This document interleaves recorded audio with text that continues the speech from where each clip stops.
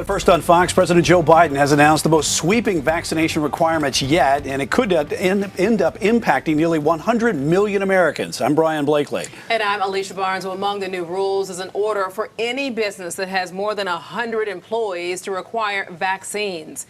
Fox 46's Ryan Kruger joins us live now in Charlotte with the story. And Ryan, the president says he's doing this to protect vaccinated Americans from the unvaccinated. Yeah, and not surprisingly, a lot of Republican leaders already coming out against these mandates from President Biden. But the president says that it's a minority of Americans who are unvaccinated that are putting everyone else at risk.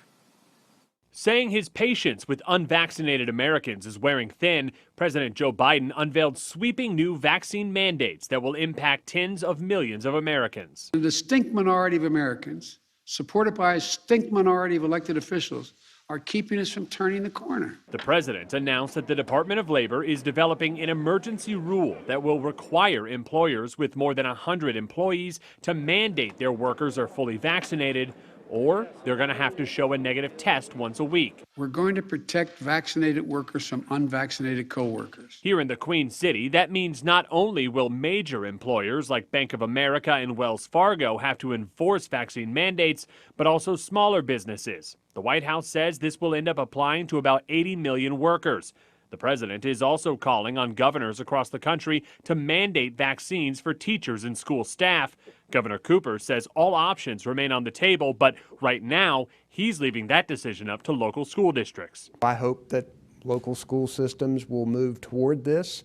I hope more teachers will understand that it's really important. The president's executive orders also require employers to give their workers time off to get vaccinated.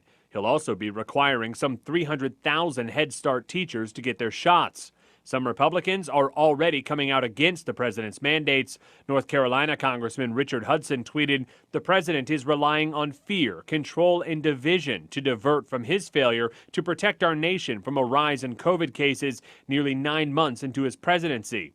And South Carolina Congressman Jeff Duncan added, "A forced vaccine should never be a condition for employment, and this is nothing short of tyranny. It cannot be tolerated."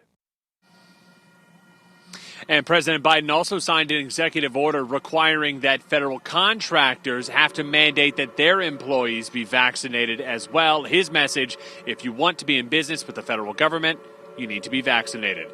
We're live tonight in Charlotte. Ryan Kruger, Fox 46.